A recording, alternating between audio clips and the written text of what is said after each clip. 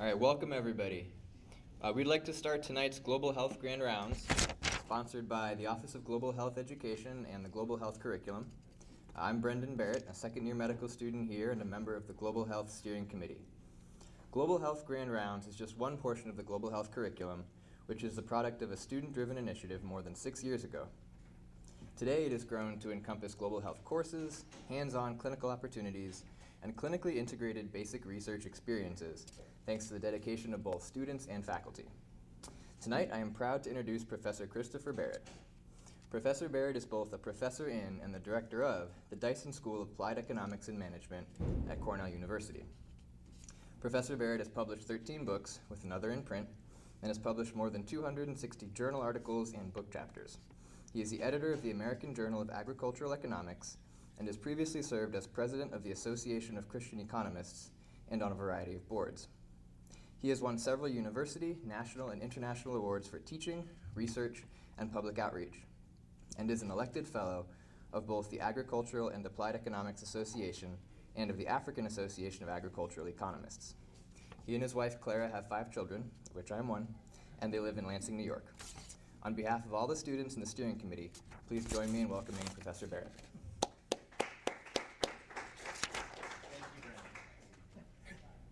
So that's a first. It's a distinct pleasure to be here, as well as a distinct pleasure to have Brendan introduce me.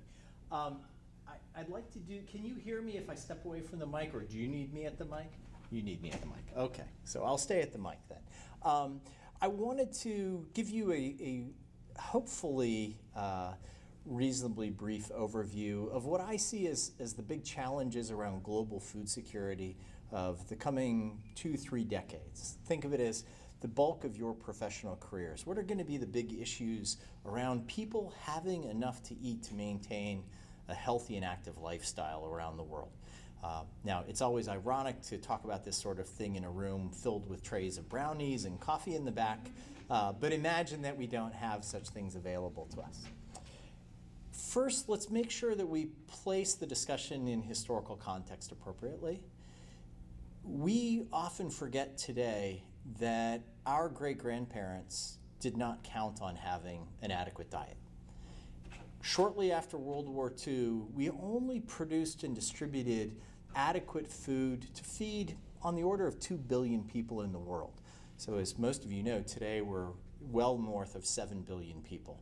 And today we have several hundred million people, depending upon how you want to count, 600 million to 1 billion, who don't get enough calorie intake any given day, and maybe 3 billion people, we have difficulty counting, who don't get a full range of macro and micronutrients every day.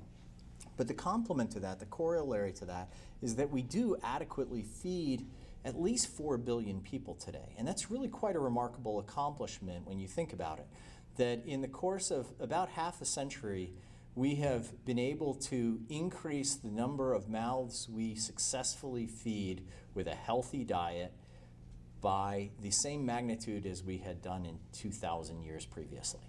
So the rate of progress here is really quite remarkable, and I underscore that at the start because much of what I'm going to say for the next 30 or 40 minutes is going to leave you thinking, oh dear, we've got some real problems ahead. And we do face some significant challenges, but it's really important to keep in mind that we have made remarkable progress in half a century. It is possible. It's feasible to do this again. One of the things that's going to be important to keep in mind, and I'll circle back to this towards the end, is what was at the root of the successes of the post-World War II close, the last half of the 20th century, that led to a historically unprecedented improvement in food availability and access to ensure healthy diets for populations around the world. Well, the roots really were several things in conjunction. One is significant investment in agricultural R&D to improve crop productivity so that there were, for the first time in human history, a true surplus of food in the world. And food prices kept coming down steadily and steadily. I'll talk about this in just a moment. And as diets became more affordable, poor families could suddenly feed their children adequately. Kids would then stay in school. Farmers were generating enough of a surplus to be able to afford to send their children to school. This enables what we economists refer to as the structural transformation.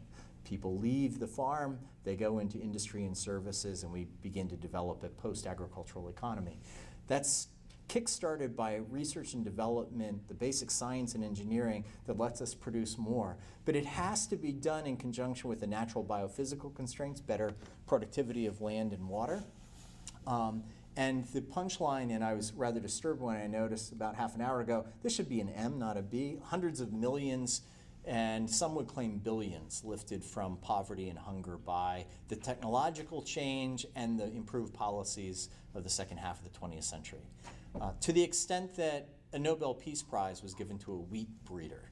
So Norman Borlaug won the Nobel Peace Prize for engineering what is widely known as the Green Revolution, the substantial change in agricultural productivity that we enjoyed over the latter part of the 20th century. So this enabled growth in agriculture really was a causal driver, not just a correlate, but a causal driver of population growth, of urbanization. People no longer had to live on the farm because there were now farm surpluses that could be evacuated to cities to feed an urban population. It facilitated massive income growth. Some political scientists say that it helped contribute to what is often referred to as the long peace post-World War II of the late 20th century. But the flip side to the coin of the successes was it induced considerable complacency. High-level policymakers thought we had the problem solved. They thought we figured out how to make sure that we have adequate food supplies. The issue is no longer having enough food in the world, it's just resolving distributional problems. We can take our foot off the pedal, if you will, in stimulating productivity growth in agriculture. Well, the consequence of that, the bitter harvest of the complacency induced by the successes of the 60s, 70s, and 80s, by the turn of the millennium, productivity growth had largely stalled. In particular, it had slowed appreciably to the point that demand growth was now faster than productivity growth. And any of you who've had basic economics know that at some point, if demand grows faster than supply, prices have got to increase. And that's exactly what we see. So this graphic shows you in blue on the left, the real food price series over time from 1990 to about 3 months ago. This is a weighted sum of food prices around the world. And the historic low was right at the turn of the millennium. Prices have been steadily falling because of productivity growth, but with lags, that began to stall out, and we saw a slow but steady rise until 2007. And as some of you may remember, the rice markets went crazy in 2007, 2008. Wheat markets followed. Maize markets came a couple years later, and we saw these huge spikes in prices that emerged in 2007, 2008. About 49 countries began to see food price riots in capital cities. We saw the overthrow of the Haiti government, the Madagascar government, in direct response to food price riots and shady land deals to seize farmland, suddenly more valuable when the price of rice had gone up by 80%. And we've settled today at food prices that are 40% higher on average than they were at the start of the millennium. Moreover, looking forward, all the credible models that estimate what food prices will be like over the next 10 to 20 years, they all show prices getting higher still. Some of you who are very observant may have noticed food prices have actually softened a bit over the last year or so. They're down by about 4% globally this year, but keep in context that we have a really weak global macroeconomy right now. Overall commodity prices are down by 11%. Gas prices, oil prices by something on the order of 40%. Food prices have not actually softened much in the face of a very weak global economy, and as soon as we begin to see more robust growth again, you can expect food prices to begin to jump again.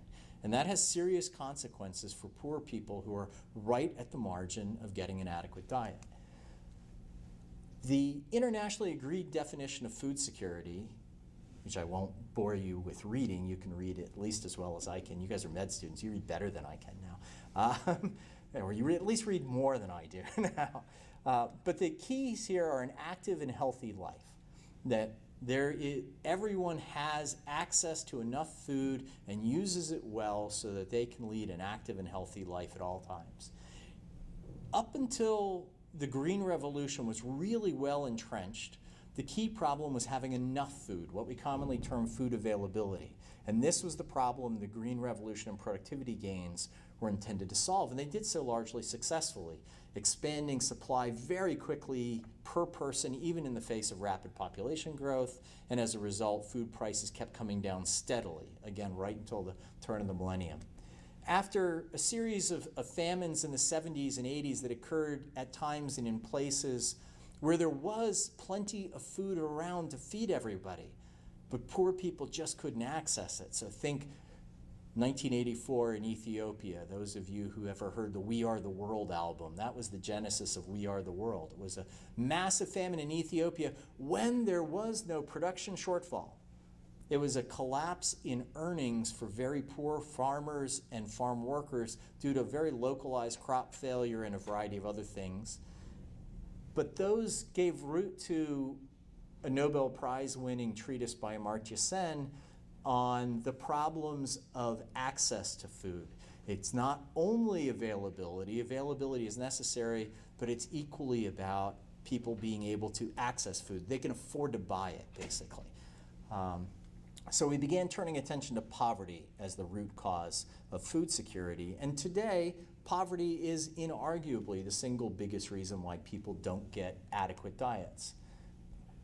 More recently, focus has begun to turn to what we call utilization, basically meaning, are people getting the adequate mix of micronutrients and macronutrients? Are people accessing safe food? Do they understand the nutritional needs of their families so that food preparers are preparing a proper diet, not just monotonous carbs that generate adequate calorie intake but not enough mineral and vitamin intake, as well as stability. So these are sort of jargon out there, but you'll hear people talk about it's an access issue, not an availability issue. This is reflecting a generation of thinking that evolved in response to the changes we saw in the global food economy.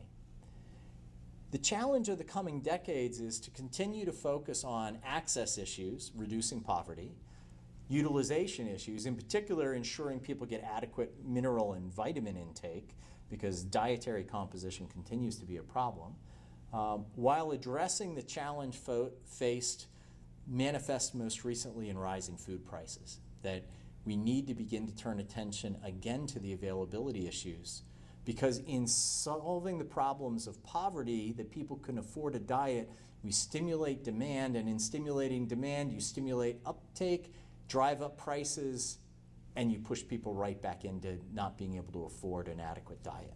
So we've got to begin to return attention to availability. That complacency induced by the successes of the Green Revolution has to be attended to if we're to continue to make the sort of progress we did over the course of the latter decades of the 20th century. So how do we respond?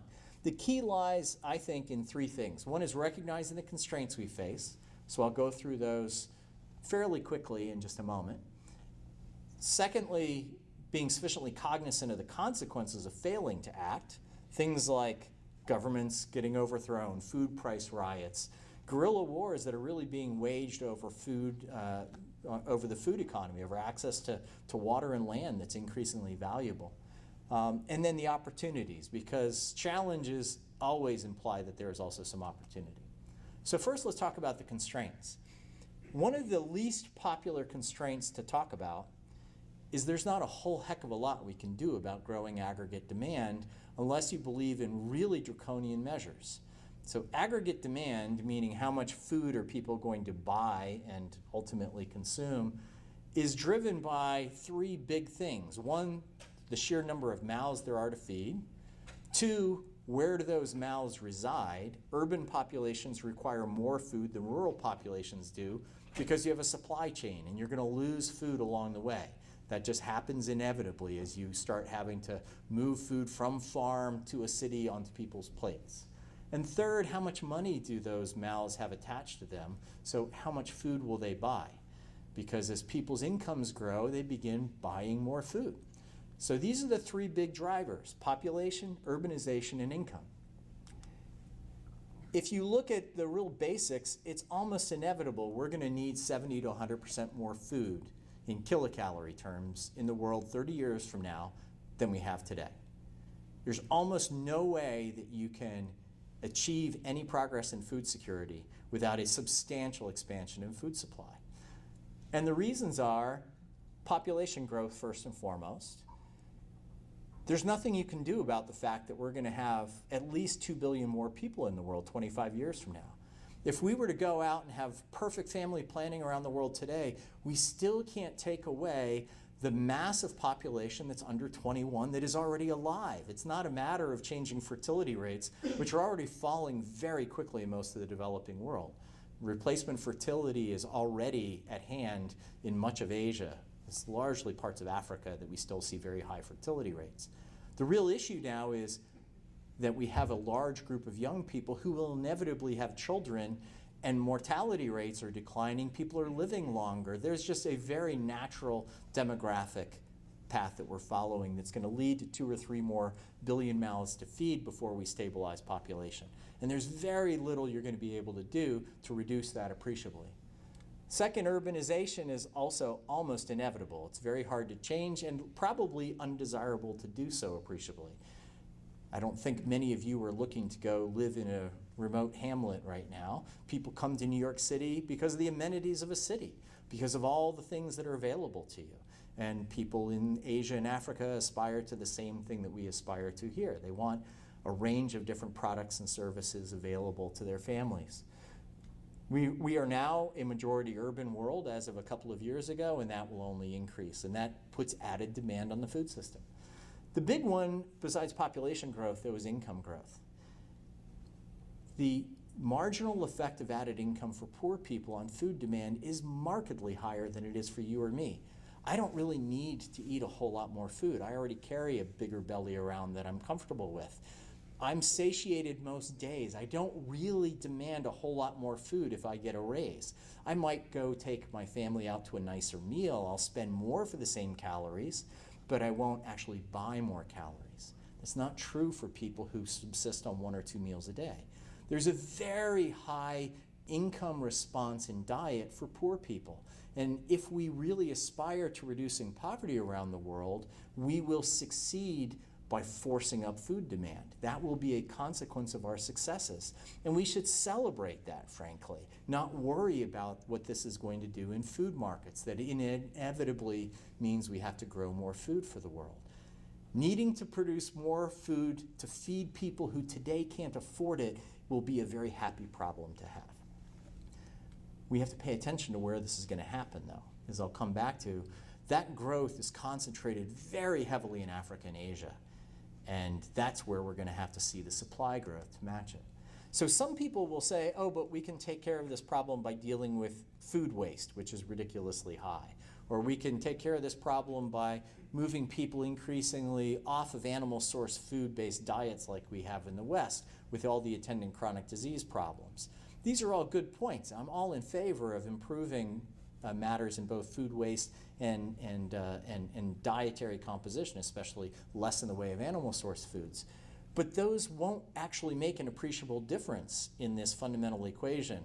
Models done by colleagues at the International Food Policy Research Institute, when you simulate moving a large share of the population, an unrealistically large share of the population, to a vegetarian diet, you get a decrease in food supply requirements and in food prices that's only on the order of magnitude of 8 to 10%. This isn't going to have a big effect. Again, it's incomes and population and urbanization that drive most of this, much less is the dietary composition. So by all means, we should tinker at those things, but the demand growth is a constraint against which we operate. And there's very little we can do about that, so we need to attend to the supply side more seriously. And any good economist will tell you there are 3 ways you grow supply. More inputs means more outputs, or reduce the efficiency losses associated with the present input use, or change the technologies that map inputs to outputs. There are 3 different ways you do it. Inputs, sure, we can put more land into cultivation, we can use more water, but we're butting up against the natural limits of these. Essentially, the only arable land left in the world to cultivate is in sub-Saharan Africa and in Latin America. Asia, Middle East, North Africa, Europe, fully exhausted. And once you take into consideration the North American areas that have adequate water, we're growing close to the boundaries there, and especially if you worry about setting aside land for environmental protection and conservation areas, maintaining habitats for migratory wildlife, et cetera, the space for agricultural land expansion, for an expanding frontier, really is confined to Latin America and to sub-Saharan Africa. But there's not a whole lot of water left. In Asia and Africa, already 80%, more than 80% of human water use is in agriculture. So if you substantially expand agricultural production in sub-Saharan Africa today, you're pretty quickly running out of water. And we already have irrigation rates in sub-Saharan Africa are 8%.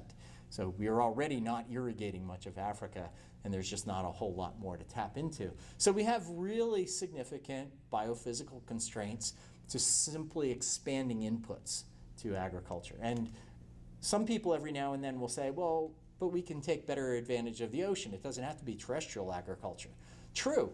The problem is that more than 3/4 of the continental shelves of the world now are either harvested at maximum sustainable yield or beyond it. There's just not a whole lot of room for expansion of ocean-based marine capture fisheries. We're moving production of fish products on land to aquaculture, but that just gets us right back to the problem of land and water constraints. This is a simple map that shows us right now where we have water scarcity problems concentrated very heavily in the Middle East, North Africa, and Asia. Economic scarcity, meaning that we just don't have the water to pump up, the money to pump up groundwater in sub-Saharan Africa. There's ample water in almost the entirety of South America, with the exception of some of the Pacific coast. But the problem is that climate change is about to make this appreciably more complicated. Climate change's impacts on agriculture are going to be most serious in South America and sub-Saharan Africa and South Asia. So the very areas that right now have available land and water are about to effectively have much less of the water, at least, and therefore much less cultivable land. So these constraints are very real. Is there capacity to expand? Yes. But just like demand adjustment isn't going to get you very far, expanded inputs into agriculture, given current technologies, isn't going to get us very far either. Those two together can't close the gap, that 70 to 100% gap we need. Improved efficiency is always an option. Just let's use better what we've already got. The problem is that most agriculture is based in small farms, and there's a long-standing hypothesis due to a Nobel laureate, Ted Schultz, of poor but efficient farmers. That smallholders are actually remarkably efficient at using the few resources available to them. They're not terribly wasteful. Indeed, a bunch of us have run experimental studies. We find that they waste a heck of a lot less than you and I do, because scarcity means they can't afford to be wasteful in the way you or I can. You or I will kind of leave the sandwich on the counter overnight and have to throw it away because it's spoiled. You don't find a whole lot of very poor families that would ever let a meal go to waste like that. They simply can't afford that kind of waste. And that's true in production as well. Work I've done in West African farming systems finds the average small farmer in sub-Saharan Africa, the average rice farmer in Cote d'Ivoire to be specific, is right on the technology frontier. They have no spare inefficiency that we can squeeze out of the system. So this is a pretty common finding, and since most agriculture is smallholder and they are more efficient in their use of land than larger farms are, what we call the inverse farm size productivity relationship, meaning big farms actually have lower yields than small farms do worldwide in most places. But those arise because of market failure problems. We can't suddenly generate more by carving up big farms and turning them into little farms. That won't actually magically increase output. The mechanisms behind it are different. A lot of people today are talking about food waste as a potential source of efficiency gains, and surely there's some, but keep in mind why food gets wasted. Again, most people pay attention to the resources they have available. Poor people don't just waste food wantonly. Most food waste occurs because of biophysical constraints, like they don't have refrigeration, they don't have reliable, secure storage, so the elements and pests and pathogens take their toll, or food is cheap, and so people just let the food go. I would hazard a guess that all of you have wasted food within the last week or two, and you didn't get really upset about it because it's not like you're going to be homeless as a result of losing a $5 sandwich or even $15 worth of meat that's spoiled because you didn't take good care of it. So you don't worry about it because it's pretty cheap relative to the resources you have available. We want cheap food. We want poor people to be able to afford good diets. But the corollary to cheap food is people will waste it. The two go hand in hand. You're never going to extinguish food waste so long as food is cheap. So let's just accept that, especially consumer level, food waste will be surprisingly high. We can take care of farm level waste technologically a bit. But the punchline here is there's not a lot we can squeeze out of the system in terms of efficiency given present inputs and present technologies. The real place where we're going to get progress on the supply side for availability and for bringing prices back down over the coming generations is going to come from new technologies. And there are some very exciting new technologies out there. Those of you who pay attention to plant biology, for example, the possibility of C4 rice is an incredibly exciting possibility, that we could have rice that photosynthesizes more efficiently. Rice is the most consumed product in the world. If we could suddenly increase rice yields by 30 to 40% by a different mechanism behind the photosynthetic capacity of rice, you would have a huge effect. People are working on this very actively right now and making very real progress. There are lots of other similar sorts of bits of progress out there that have real promise, but there are challenges there too. The biggest one is that we stopped investing much in agricultural R&D about 20 years ago, and now we're seeing the product of that growth in productivity, growth in yields has slowed appreciably. Part of the problem is opposition to new technologies in some cases. How many of you would like your grandchildren to eat banana or papaya? Yeah, most of you. Absolutely no hope of that happening without transgenics, because viruses that attack bananas and papayas right now have no natural resistance within those families. The only way we can address the problem of viral attacks at bananas and papayas is by introducing genes that won't naturally cross into those plants. We've done that successfully at Cornell. Upstate, papaya ring spot virus was combated through genetic modification, taking a gene out of bacteria and inserting it into the genome of the papaya generated a transgenic, a genetically modified variety of papaya that has saved the papaya plantations of Hawaii and increasingly in Southeast Asia as well. We're going to have to do this. We have to be very careful about it by all means, but just wantonly lopping off the opportunities to do transgenics is going to condemn us to losing major sources of food, and increasingly we're going to have real problems without it. We need to be responsible about it, but we need to be careful. Intellectual property is another very big problem we've got. The thicket of IP through which current generation plant breeders and animal geneticists have to wade to be able to get a new variety to market. Even dealing with simple technologies around irrigation is increasingly complex with IP. Slows things down a lot. The biggest problem in agriculture is probably site-specific dependency. That you need agroecologically adapted varieties. You need something appropriate to the soil, the water, the pests, the climate in a very specific area, which means you need a lot of adaptive research. And let's go back to the fact that the big demands are going to be in Africa and Asia, where you don't have a tremendous population of capable researchers today. I've spent a lot of time in my career trying to train African agricultural scientists, and we take real pride in every single one. We're able to get through a PhD, get back into the country, and maintain a research program, but the scale at which we're operating is just woefully insufficient to the challenge right now. We've got to substantially expand the research capacity of African, especially African agricultural communities. The Indian and Chinese agricultural research communities, along with the Brazilians, are arguably better than the American system right now. I mean, they really have invested heavily and done fabulously well, but we really require technological advance on site in Asia and Africa. And the reason is best captured by this graphic. Here we look at, over time, cereals production in red against the right-hand side axis, and cereals trade or aid flows against the left-hand axis. And the key thing to note here is the scales. There's an order of magnitude difference in these scales. Food consumption, 90%, 80 to 90%, depending upon where you're talking about, of food consumed in the world was grown in the country in which the food is eaten. all food is local, full stop. I'm a free trade guy. I'm an economist. They take my union card away if I don't believe in trade. But trade just balances things out at the margin.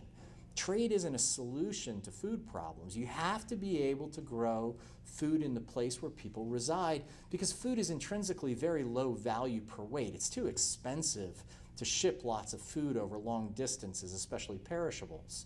So you have to produce milk, you have to produce vegetables, you have to produce fruits relatively near to source. Think about how crazy expensive you find the fresh fruit down at the market in wintertime when it has to get shipped up from Guatemala and Chile. And you probably don't buy anywhere near as much of it because it's so crazy expensive. And it doesn't taste as good because it was picked long before it was really ready, et cetera, et cetera. You need food to be grown reasonably close to the populations that eat it for it to be cost effective. And that's exactly what happens. So if the demand, 80 to 90% of future growth in food demand will be in Africa or Asia, and 85 to 90% of that excess food demand is going to have to be grown in Africa or Asia. So that's a very geographically specific locus in which we have to focus those technological change opportunities that I'm pleading for. That's all the availability side. Unless I sound too much like somebody who's just trying to push for more money for plant breeders and irrigation engineers, we have to attend to the availability problems, the technology side, because we neglected it for too long.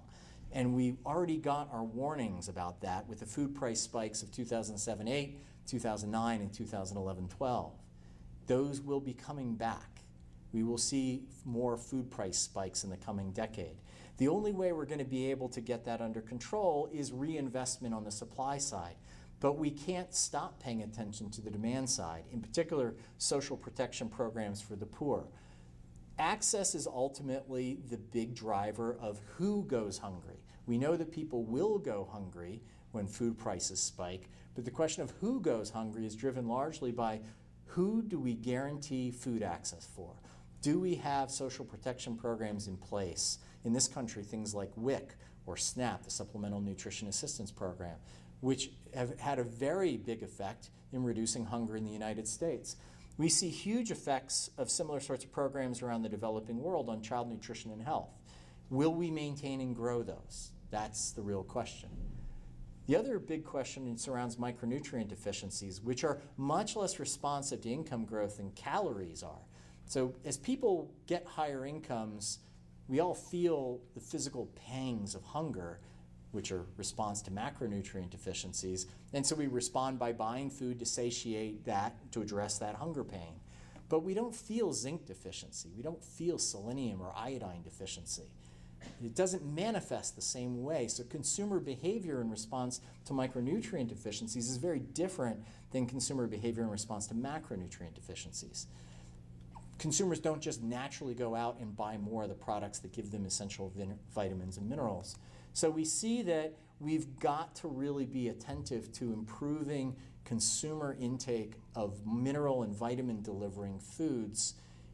Especially we need to focus that technological change around fruits and vegetables. Drive down the price of fruits and vegetables by appreciably improving supplies.